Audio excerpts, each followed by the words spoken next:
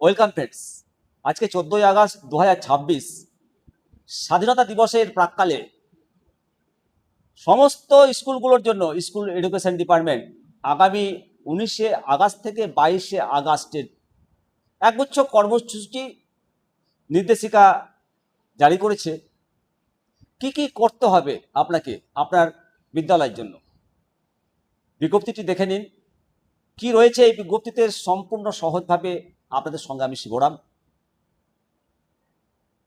আগামী 5ই সেপ্টেম্বর 2026 শিক্ষক দিবস উপলক্ষে আপনার বিদ্যালয়ের ছাত্রছাত্রীরা প্রবন্ধ লিখনের মাধ্যমে প্রবন্ধ প্রতিযোগিতায় অংশগ্রহণ করবে এবং তারা মাতৃভাষার মাধ্যমে তারা প্রবন্ধ লিখে জানাবে কেমন হবে আমার বিদ্যালয়।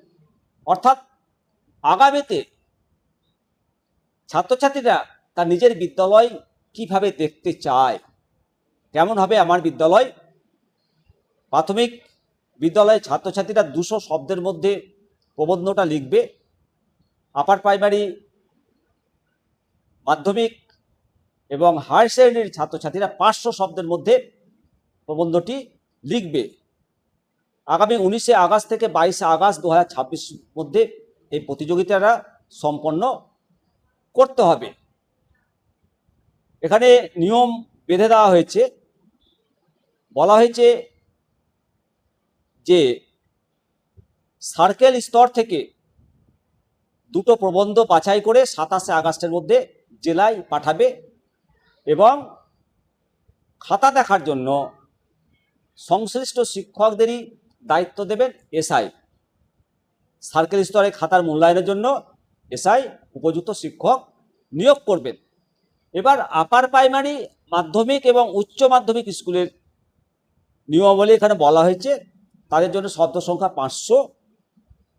স্কুল থেকে 2টো সেরা প্রবন্ধ নির্বাচন করে তারা সাব ডিভিশন অফিসে 24 আগস্টের মধ্যে জমা দেবেন। এই অনুষ্ঠান পরিচালনা করতে যদি কোনো খরচের দরকার হয় সেটা কম্পোজিট গ্র্যান্ট থেকে প্রধান শিক্ষকরা খরচ করবেন। জেলা স্তরে বিজয়ীদের সেরা 3জন ছাত্রছাত্রীকে পুরস্কৃত করা হবে। ডিআই প্রাইমারি এবং সেকেন্ডারিকে নির্দেশ করা হয়েছে, এর জন্য 15,000 টাকা ফান্ড বরাদ্দ করা হয়েছে। অবশ্যই প্রত্যেক বিদ্যালয়ের শিক্ষক শিক্ষিকাগণ অত্যন্ত গুরুত্বের সাথে এই নির্দেশিকাটা ফলো আপ করবেন এবং কেমন হবে আমার বিদ্যালয়, একজন ছাত্র, একজন শিক্ষক প্রত্যেকেরই চিন্তাভাবনা দিয়ে প্রবন্ধটা খুব সুন্দরভাবে এই প্রতিযোগিতায় সমস্ত ছাত্রছাত্রীকে আমরা অংশগ্রহণ করাবো। জয় হিন্দ, বন্দে মাতরম, ভারত মাতা কি জয়।